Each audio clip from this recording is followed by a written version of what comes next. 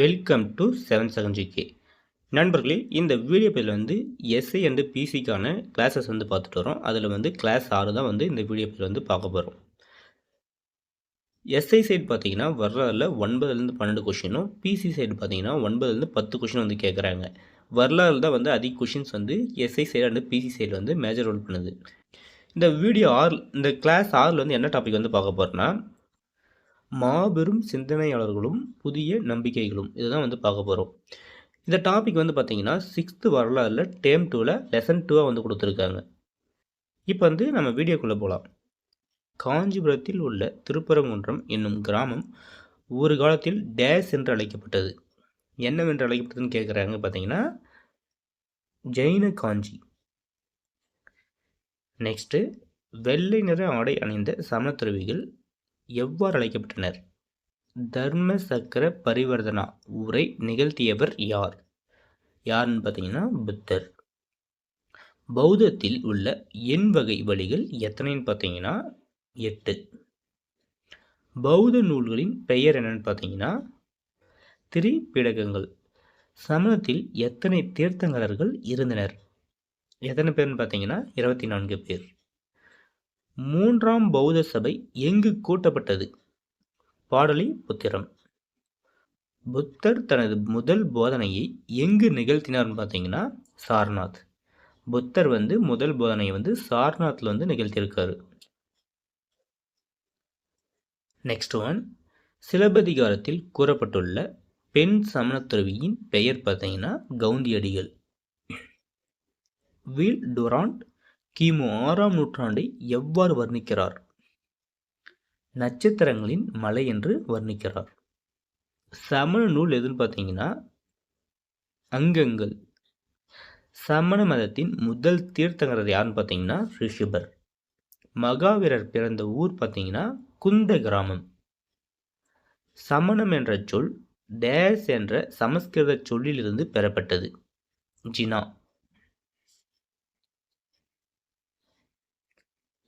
வர்த்தமானவர் என்பதன் பொருள் பார்த்தீங்கன்னா செழிப்பு. வர்த்தமானவர் எத்தனை ஆண்டு கால தவத்திற்கு பின் கைவல்யா என்ற நிலையை அடைந்தார்? எத்தனை ஆண்டுகள்னு பார்த்தீங்கன்னா 12 அரை ஆண்டுகள். கீழ்கண்டவற்றுள் மகாவீரர் கூறிய 3 ரத்தினங்களுள் இல்லாதது நல்ல பண்பு. மகாவீரர் ஒழுக்கமான வாழ்வையே மேற்கொள்ள எத்தனை கொள்கைகளை போதித்தார்? 5. மகாவீரரின் போதனைகளை தொகுத்தவர் யார்? கௌதம சுவாமி. சமணம் எத்தனை பிரிவுகளாக பிரிந்திருந்தது? சமணம் பார்த்தீங்கன்னா 2 பிரிவுகளாக. ராஜகரணம் என்பதன் பொருள் கம்பளி நூல்களை கொண்ட சிறிய துடைப்பம்.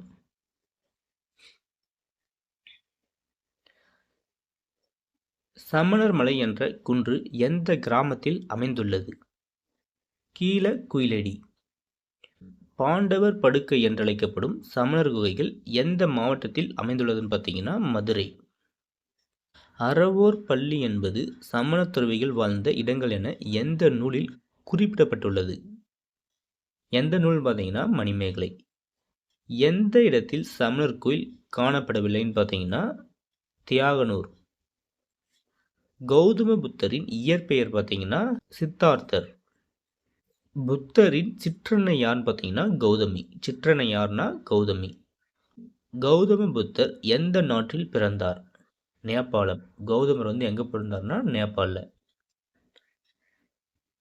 புத்தர் என்பதன் பொருள் பார்த்தீங்கன்னா ஞானம் பெற்றவர்.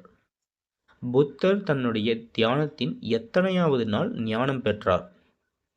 எத்தனாவது நாள் பார்த்தீங்கன்னா 49வது நாள். புத்தர் ஞானம் பெற்ற இடம் எது? கயா. சாக்கிய முனி என்று அழைக்கப்படுபவர் யார்? சாக்கிய முனி யாருன்னு பார்த்தீங்கன்னா புத்தர். புத்தர் எத்தனை பேருண்மைகளை குறிப்பிட்டுள்ளார்? 4. புத்தரின் எண் வகை வழிகளில் குறிப்பிடாதது எது? நல்ல திறமை. நெக்ஸ்ட், புத்த சங்கத்தில் இருந்த துறவிகள் எவ்வாறு அழைக்கப்பட்டனர்? பிட்சுக்கள். புத்த துறவிகள் வாழ்ந்த இடங்கள் எவ்வாறு அழைக்கப்பட்டன? விகாரைகள். பௌத்த மதத்தில் எத்தனை பிரிவுகள் உள்ளன? 2. ஈனையர்கள் கீழ்க்கண்ட எந்த மொழியை பயன்படுத்தினர்? பிராகிருதம்.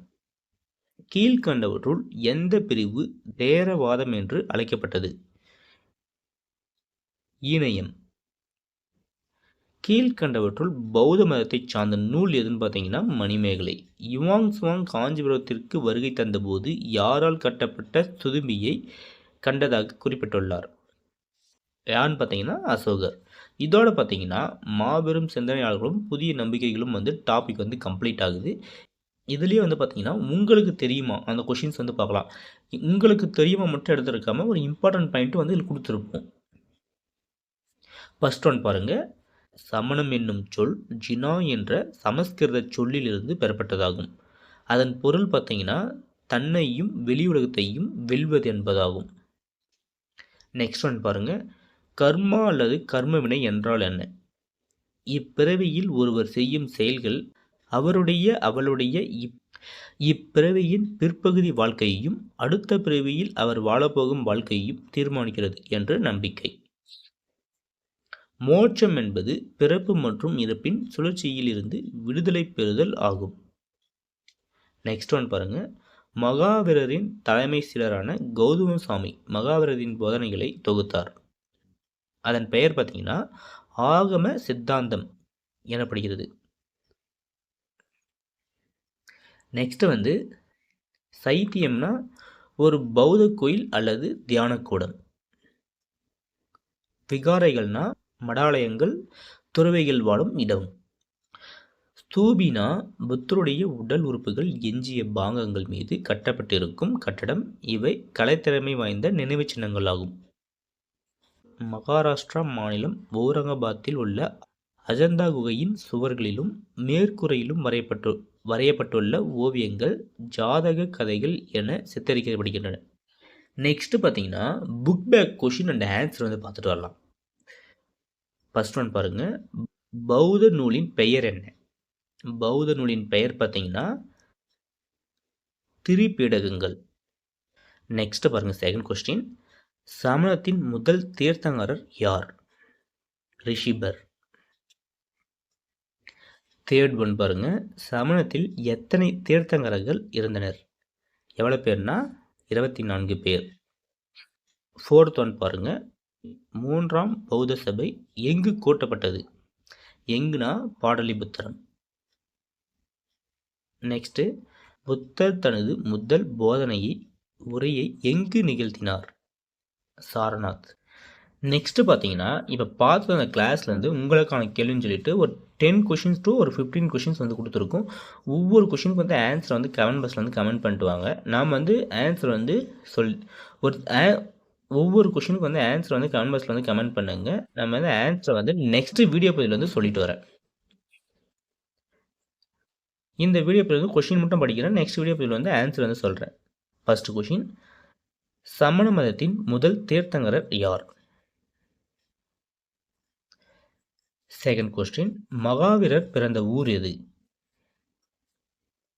Third question. சமணம் என்ற சொல் டேஸ் என்ற சமஸ்கிருத வார்த்தையிலிருந்து பெறப்பட்டது. Fourth question. வர்த்தமானவர் என்பதன் பொருள்? Question number 5. வர்த்தமானவர் எத்தனை ஆண்டுகால தவத்திற்கு பின்னர் கைவல்யா என்ற நிலையை அடைந்தார்? Question number 6. கீழ்கண்டவற்றுள் சமணம் பற்றிய சரியான கூற்றை தேர்ந்தெடு. Question number 7. கீழ்கண்டவற்றுள் மகாவீரர் கூறிய 3 ரத்தினங்களுள் இல்லாதது எது? Question number 8. மகாவீரர் ஒழுக்கமான வாழ்வையே மேற்கொள்ள எத்தனை கொள்கைகளை போதித்தார்? Question number 9. மகாவீரரின் போதனைகளை தொகுத்தவர் யார்? Question number 10. சமணம் எத்தனை பிரிவுகளாக இருந்தது? இதோட பார்த்தீங்கன்னா கிளாஸ் 6 கம்ப்ளீட் ஆகுது. இந்த 10 கொஷினுக்கு ஆன்சர் கமெண்ட் பாக்ஸில் கமெண்ட் பண்ணுங்கள். நெக்ஸ்ட் வீடியோ ஆன்சர் பார்ப்போம். நீங்கள் நமக்கு எவ்வளோ சப்போர்ட் பண்ணுறீங்களோ அதை பொறுத்து தான் நெக்ஸ்ட் வீடியோ அப்லோட் பண்ணால் நமக்கு ஒரு மோட்டிவேஷனாக இருக்கும். இப்போ பார்த்தீங்கன்னா போலீஸில் வந்து பார்த்தீங்கன்னா பிசிக்காக வந்து நோட்டிஃபிகேஷன் வந்து ரிலீஸ் பண்ணி அப்ளிகேஷன் வந்து ஸ்டார்ட் ஆயிடுச்சு. எக்ஸாம் பார்த்தீங்கன்னா எக்ஸாமுக்கு பார்த்தீங்கன்னா இன்னும் 60 டேஸ் இருக்குது. அந்த 60 டேஸ்க்குள்ளே வந்து உங்களுக்கு இந்த 60 டேஸ்க்குள்ளே வந்து உங்களுக்கு ஃபுல் கிளாஸே வந்து கம்ப்ளீட் பண்ணிட்டாங்க.